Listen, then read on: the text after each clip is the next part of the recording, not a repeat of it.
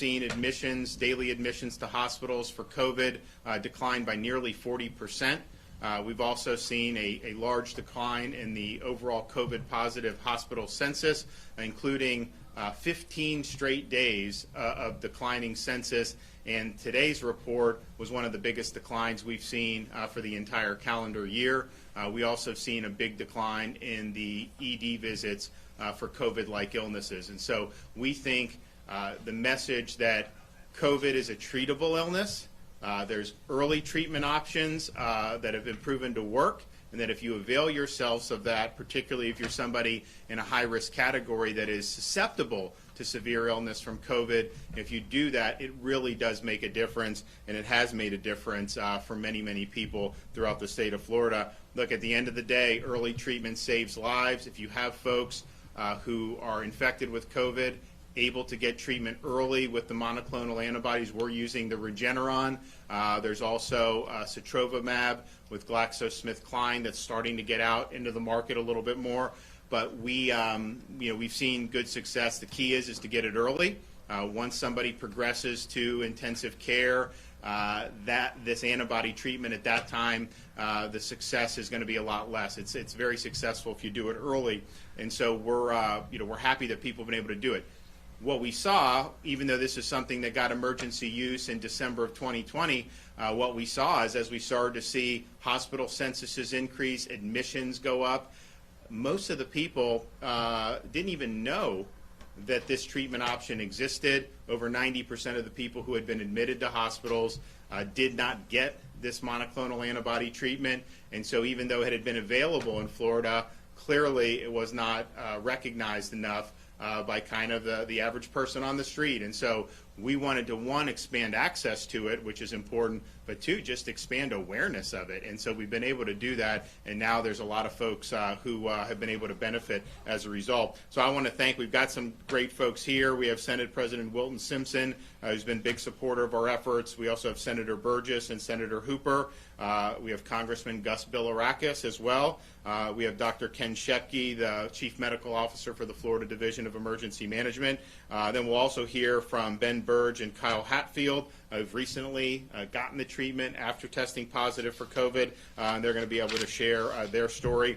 So we are pleased to see the really sharp declines that we're seeing with hospitalizations, and at the end of the day, that's really what this is about, keeping people out of the hospital, resolving this illness prior to the need to needing to go and get that type of care. Obviously, if you're not even sick enough to get admitted to the hospital, you're going to survive and recover, which is great. And so saving lives, keeping people out of the hospital, that also is good for, of course, the patient. You don't want to be there. But then it also helps relieve a lot of the burdens on the hospital system. A lot of the staff stretch very thin throughout the pandemic, but particularly when you have a surge of patients for COVID.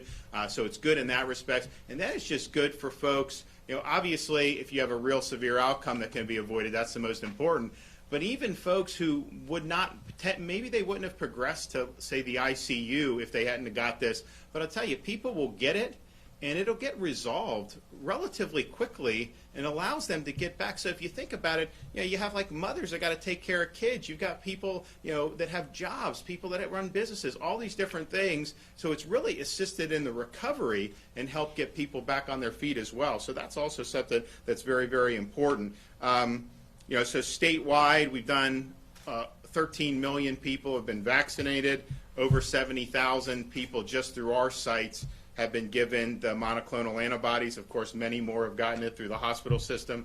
We have 25 sites operating, and we're doing between 4,000 and 4,500 treatments every day on average across those 25 sites. Now, not every site performs at the same level. Some of it's based on demand. As we've increased awareness, the numbers have gone up, but then we also seeing a little bit of a tapering because the infections have gone down, which is also a good thing. So, on the one hand, we want people showing up at these things if they're COVID positive because it could help them. On the other hand, if we start to see a decline, if there's awareness that this is out there and we see a decline of people going, that'll be a sign that people don't need it because they're not getting infected at the same levels. And so we want to keep that trend going as well. So we're glad to have, I think this has been very good for Pasco, and I know it's serviced other folks. I know you guys got people from Hernando and Citrus that have come, and that's great as well. So we think the Fasano Center site has been very, very good.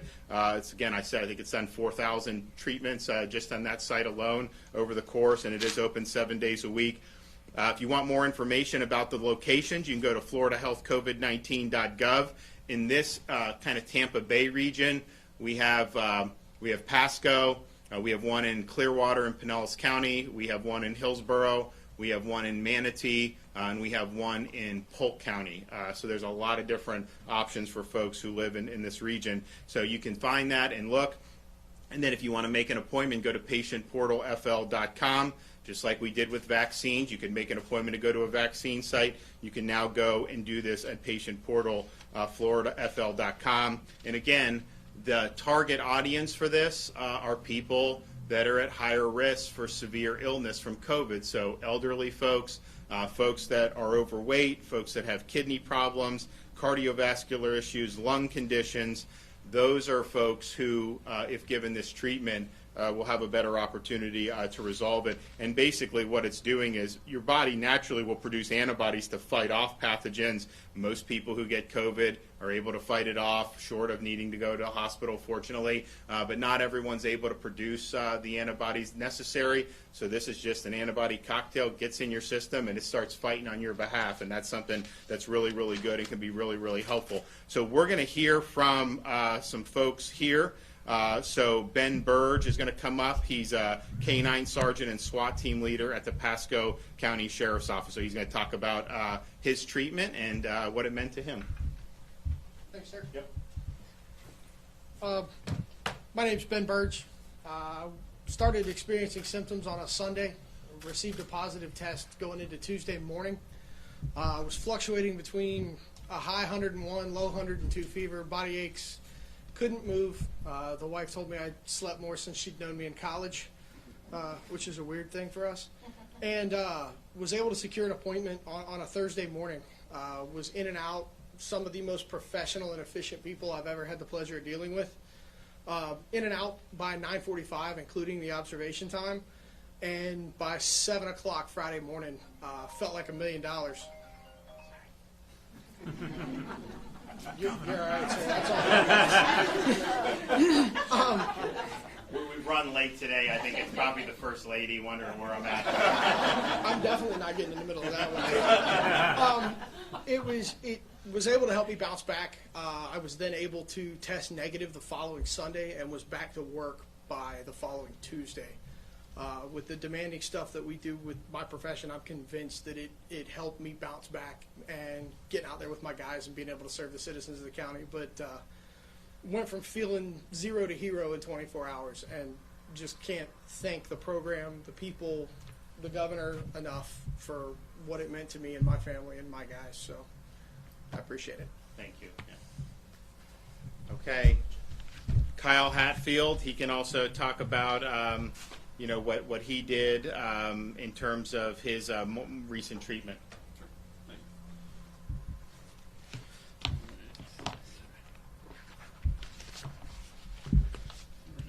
Good afternoon. I'm happy to be able to speak with you all today because it seems that the Regeneron monoclonal antibody treatment is something that many people still are not aware of or are hesitant to get.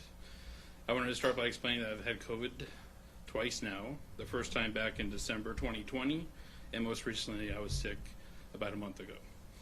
Thankfully, our bodies were able to fight COVID without medical intervention the first time, and as the spike in cases occurred this summer, we took proactive steps to be safe, such as wearing masks and taking other supplements along the way.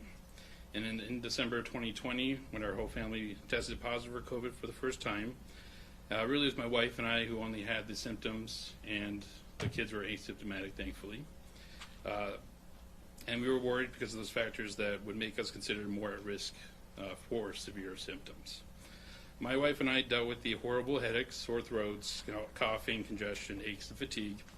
It lasted for about a week, mainly 2 to 3 days, feeling terrible, and then gradual improvement through it all. While other symptoms went away, we did not immediately gain our sense of taste or smell back. And for those, this can be challenging to find to eat when you lose those senses.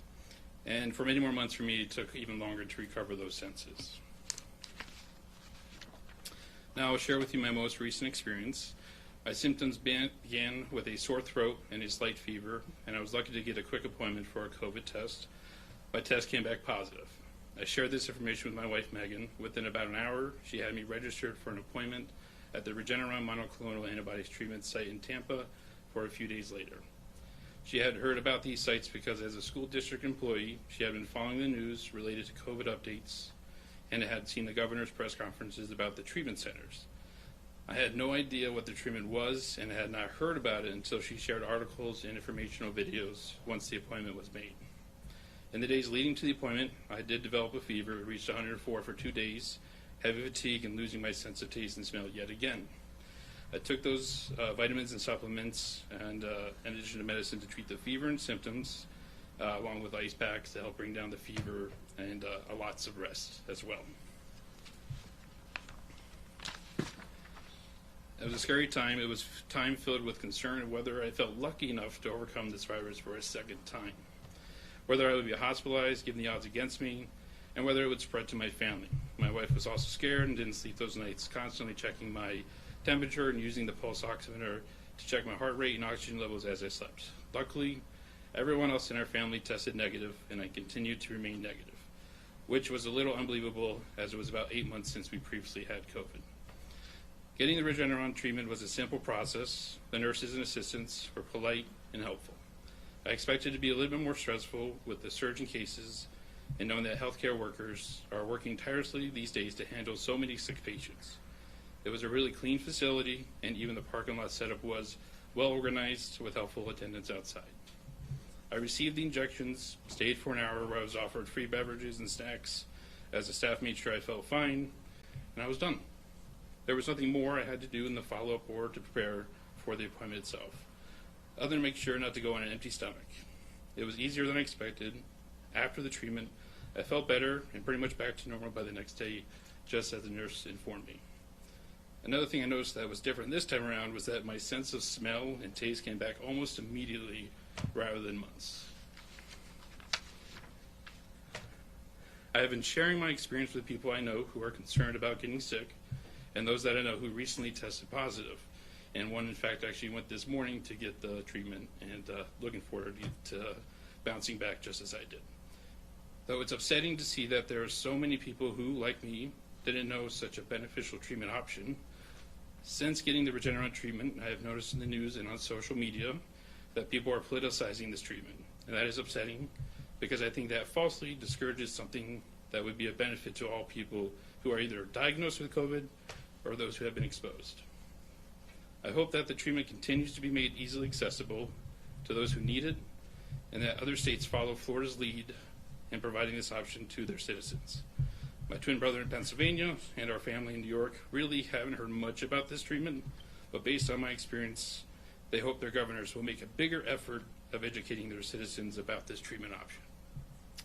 We all want COVID to be a thing of the past, but I think it is important to continue to be proactive about not only vaccination for those who desire it, but also getting the proper treatment once symptoms develop. Whether vaccinated or not, people are getting sick. The monoclonal antibodies are an option that more people should include in their treatment plan as they are an effective tool to a quick recovery. Thank you, Governor DeSantis, for your work to make this option so easily accessible to Floridians who need it, and I hope that by sharing my experience, more people will look into this and get well soon. Thank you. Yeah. Thank you, Governor. Appreciate it very much. Gus Bilirakis, I want to thank you for thinking outside the box and being proactive on this. Governor, appreciate it very much. You know, we're going to save lives with this. Awareness is the key, ladies and gentlemen. I want to thank all the presenters here who gave their testimonials. I've talked to many folks, many constituents They have told me they've received this particular treatment after being tested positive, or if they've been around a particular individual that has tested positive, and they've had positive results. I'm going to tell you my story now.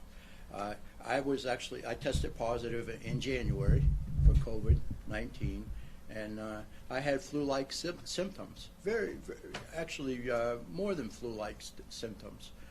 But I could handle it. But I thought about my kids. I thought I want to see my grandchildren.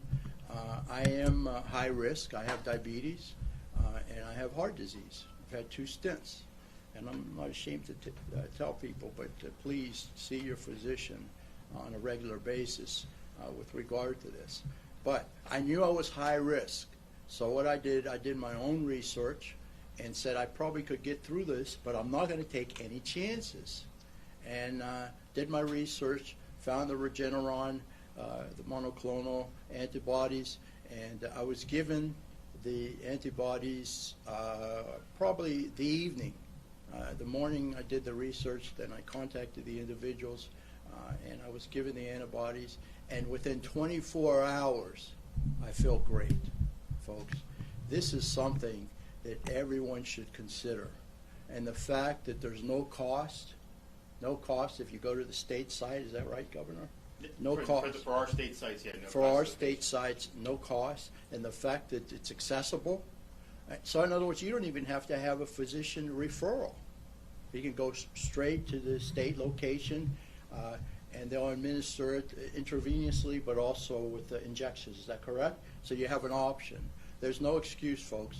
I've seen people get better within 5 hours.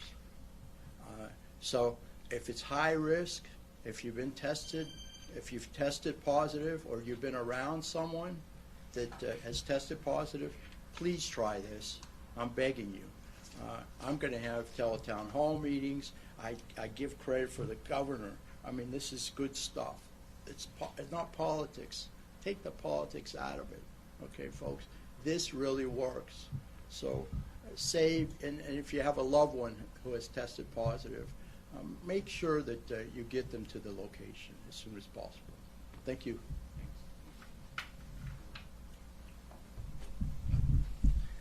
I just want to say thanks to the governor for bringing this treatment to Pasco County early. I think we've said over 4,000 people have visited our treatment site, and I had the monoclonal antibody. I had COVID in December, and I used the Eli Lilly version, which obviously was not as effective on the Delta variant, or originally thought. My doctor gave me the same guidance, said 24 hours from now you're going to feel like a new person. I had the fever, I had chills, and sure enough, about 24 hours later, my symptoms had gone away. And so it's something that's very effective. If you have been vaccinated, go get the monoclonal antibody. If you have not been vaccinated, if you do this, you will save yourself probably a hospital stay, or at least give you the chance not to do that. I'm very proud that the governor has made this such a big issue in Florida. Everybody in Florida, I believe, is now aware of it, and so you'll see the hospital stays continuing to decline because of your work, Governor, and bringing attention to this, and the deaths will be declining, and we really appreciate you being here in Pasco today. Can you say your name, sir? We don't know. Nobody introduced you. My name is Wilton Simpson, and I'm currently serving the Senate. I'm sorry. Ken Shepke, Dr. Ken Shepke, Chief Medical Officer, Florida Division of Emergency Management. Thank you, Governor. Thanks to the governor's leadership, Florida now has the tools we need for COVID-19. We've got our prevention arm with the vaccines, which despite the breakthrough infections have held up really well to prevent severe disease, hospitalization, and death. And I know a lot of folks who've either recently got the vaccine or currently considering are reassured by the fact that Pfizer now has full FDA approval, and we've got some new safety data in pregnancy. But it takes about 6 weeks for that protection to build up. And what we've really lacked in Florida is what we've heard about today, is the fact that not only can COVID the severe effects of COVID be prevented by vaccine, if you get COVID-19, whether vaccinated or not vaccinated, this is a treatable illness. The monoclonal antibodies have been proven in multiple scientific studies to decrease severe disease, hospitalization, and death. But like all medical interventions, it works best when given early. So if you do get COVID-19, you don't have to just sit at home and hope you don't get worse. Go to one of these sites. Now we've got widespread access to this thanks to the governor's leadership.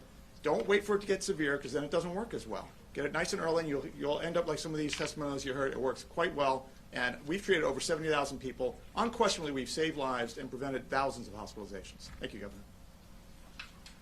And so we're so you have the Regeneron that's being used at these sites, and again, that was something that the federal government had basically purchased directly from Regeneron, and so it all flows through there and then down here. So it's not like Regeneron's just on the market generally. This sotrovimab, which is the newest monoclonal antibody that's made by GlaxoSmithKline, there's no agreement with the federal government on this, and so it's something that's in the market, and I think is going to be expanded.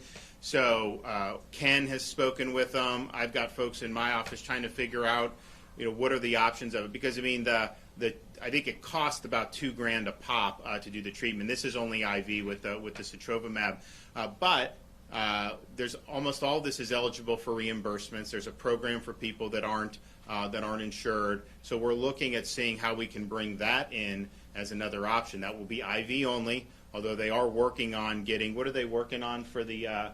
Intravascular injection. Yeah, the inject. So it would basically be an injection in each arm, right? So that's now being studied. We may get an approval on that by the end of the year. That obviously is good just because it's easier to administer when you have that. But that's going to be something that we're going to look at.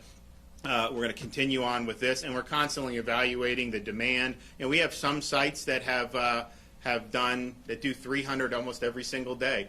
We have others that don't do even 100, and so we want to figure out how that demand works. Obviously, as the prevalence goes down, there's going to be less of a demand for it. That's a good thing if people aren't getting infected in the first place. But we do foresee that this is going to be something that we're going to have to work on for the long haul. There's this. We have obviously a summer wave. We had one last year. We have one this year.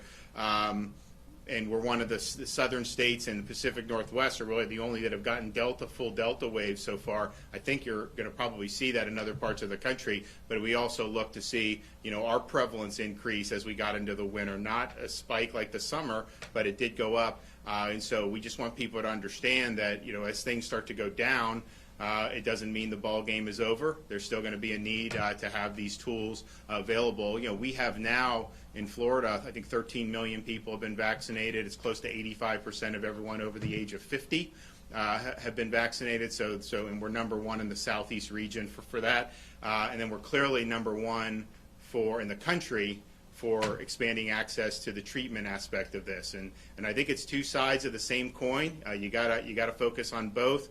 Even Pfizer, the CEO just came out recently, said we're actively Pfizer's working on an antiviral because they said, the vaccines are important, but you're going to need to have treatment as well.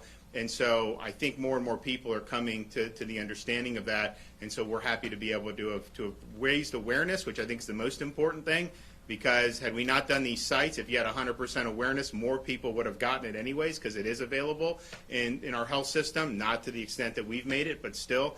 And now we have a high understanding of it and relatively easy access for Floridians, particularly for folks who are elderly or folks that have some serious health risks. So that's the name of the game. Treat them early, save lives, and let's just make people feel better. The final thing I just say is the studies are great.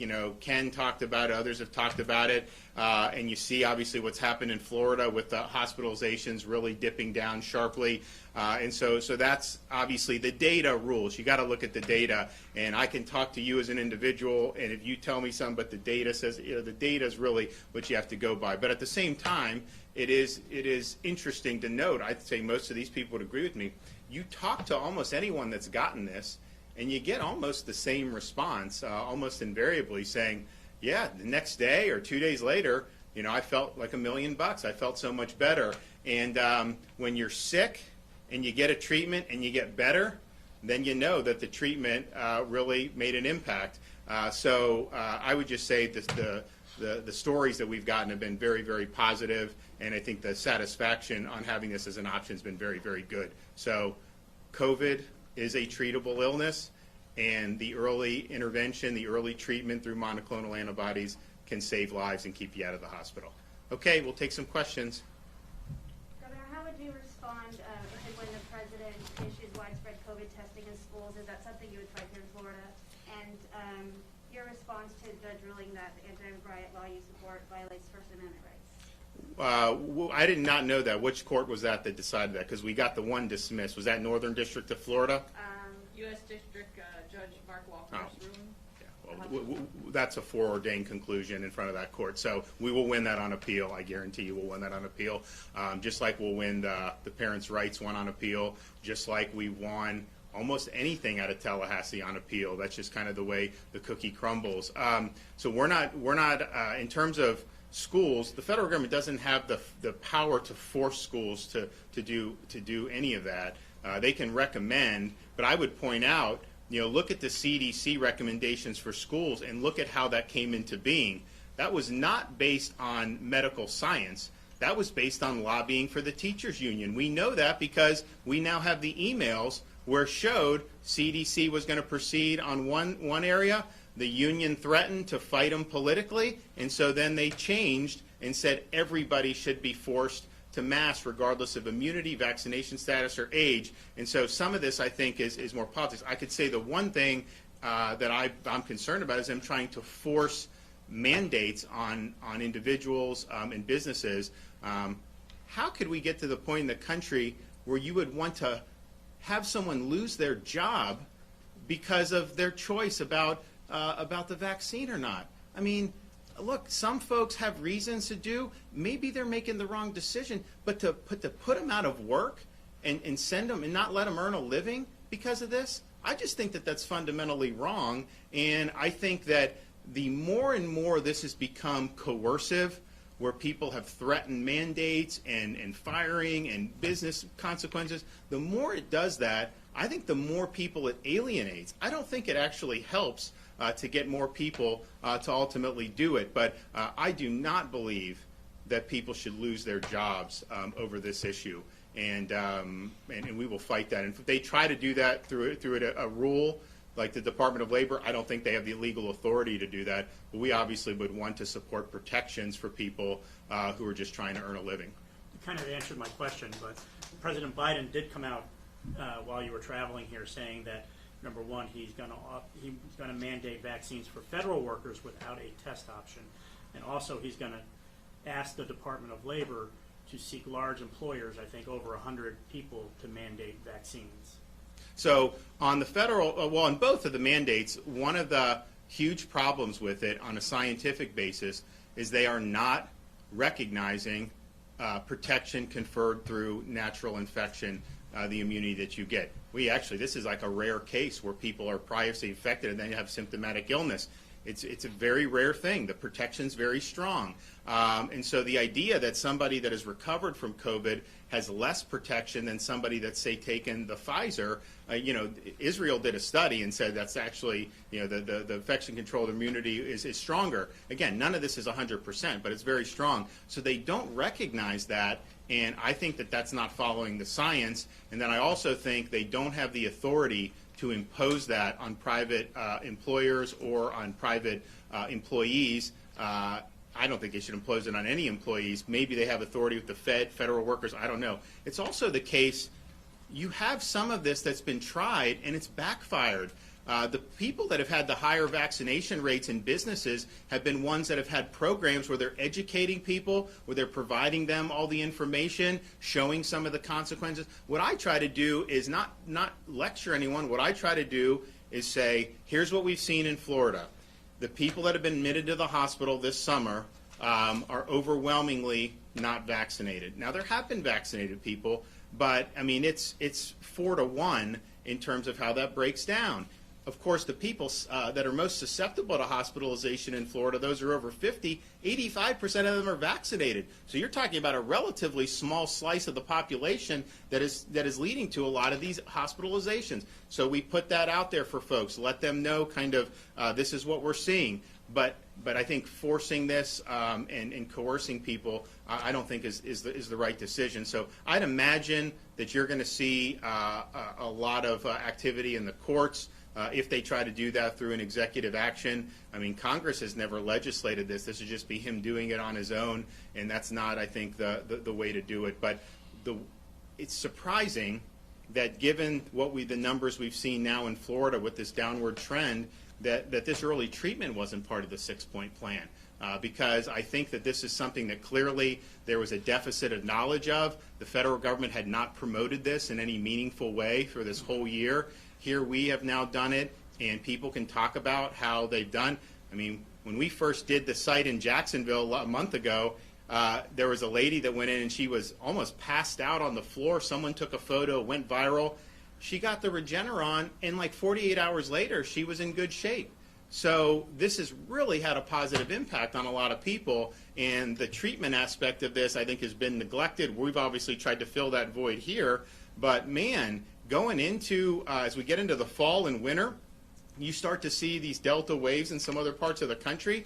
They should have these treatment centers set up and ready to go. You know, we had hoped that once you reach a certain level of vaccination, that it basically would just be like herd immunity. You wouldn't see surges. I mean, Fauci said if you have 50%, you wouldn't see surges anymore. That's obviously not the case. I mean, in Israel, they're having a major surge. You have other places that have had vaccinations. So we just have to understand that and say, okay, the vaccination is going to reduce the likelihood you end up in the hospital, provide you protection against severe illness, but clearly you're still seeing this thing spread in these waves. Now we're going down, which is great here, but as you start to see waves take off in other places, or if we see another wave take off in other places, we want people to know that you got an option right here to be able to actually treat yourself, to get treatment for this, and that it is in fact a treatable illness. And the average person, prior to us doing this, I think just believe that you get COVID,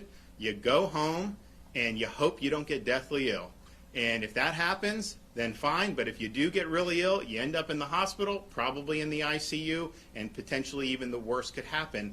Those days have got to be over. We've just got to let people know that this is an option. And again, I don't support any mandates of any kind. So if this isn't for you for whatever reason, no one's going to say that you have to do this. I mean, this is up to you, but you just know it's out there, I think is very, very significant. One quick question before Masha, but you know, you come and you've been touting monoclonal antibody treatment for a very long time, but in the same breath, we don't hear you push to try to get the rest of the 15% adults vaccinated. We don't hear go get vaccinated coming well, out you've heard that a lot. I mean, we've done over 50 events since in the last, since we rolled out the vaccines, talking about it, providing it, and we've done a lot. Well, it's also the case, as Ken Shepke said, if you do get it in the midst of a wave, it's going to take about 6 weeks to get that protection. So it's not saying don't do it, but you also don't want to tell people that if you get infected, that the vaccine would treat it on the back end. This is a treatment. There are two sides to the different coins. So we had probably the most robust vaccine distribution plan in the country. I remember we come to Pasco. We're doing it in these senior communities. We're going around providing it, and then as we did the seniors, we got it into, businesses could come get their employees. We did all that, and I think that was something that's been, that was well received. But at the same time, treatment's just a different component to it. And let's just be honest, 100% of adults in Florida know that there are vaccines available. We don't need to set up sites because all you got to do is go to your local pharmacy. Every single pharmacy will give them to you free of charge. In fact, anywhere I go, I see the signs in the wall. So people understand it. And the reason why we've done this during this wave is because we saw a need for it. I saw people getting admitted to hospitals who would not have if they had just known about this. And so we decided to do something about it, and we've been able to help an awful lot of people as a result. Yes, ma'am. So this is a little off topic. Multiple law enforcement officers tell me that they're very frustrated with our juvenile justice system, from St. Pete to Polk to Volusia County. They say the system keeps releasing serious repeat offenders. Two flaws. One is the DRE. The second is the 21-day max hold. I was curious if you would look at our reports and take a look at this, and also wanted to get your thoughts on the current juvenile justice system and its treatment of. So these are the sheriffs in those counties? The Polk County Sheriff, Yeah. the St. Pete Police Chief, and the Volusia County Yeah, Sheriff. no, I'm happy to look. I know my office has worked with the Volusia Sheriff because we've had issues down there. I'm happy to sit down with Grady Judd, great guy, to see kind of where we're going. And, we're also, we're at a point now where I think with that agency, if we need to make some moves, we probably could do it. But I mean, it's a tough issue, but it's definitely an issue that's been very problematic in some of these communities. And so, yeah, we absolutely would be willing to sit down, review that, and take any suggestions that they have. Okay, well, What about the Bucks? well, that's what I was going to say. I hope the weather holds up tonight, but either way, I like our chances. And I mentioned this the other day. We were in Lakeland. I'm growing up here in like the 80s and 90s. We didn't have a lot of championships happening in the Tampa Bay area, right? Now, just think how lucky people are. I kind of feel like someone that just moved here like 4 or 5 years ago, they kind of think this is how it's always been. Now, this has really been a golden era for us when you look at the Lightning, the Rays, and you look at the Bucks. And, the only thing I would say is like, if I'm a homer, obviously, and I'm a Bucks fan, so I'm going to do that. But if I take myself out of that and be more objective, I just would not bet against Tom Brady on anything. And so I think we're going to have a good season. So we'll see you guys soon. Thank you. Thanks a lot. Yes, sir. Yeah. You did a great job. Thank you. Thanks, guys. Thanks for coming. Good to see you. Thank you. 2 questions.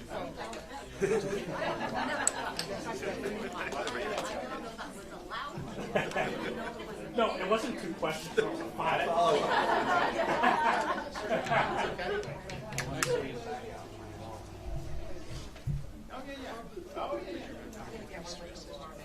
Oh, good. Well, thank you guys for your show.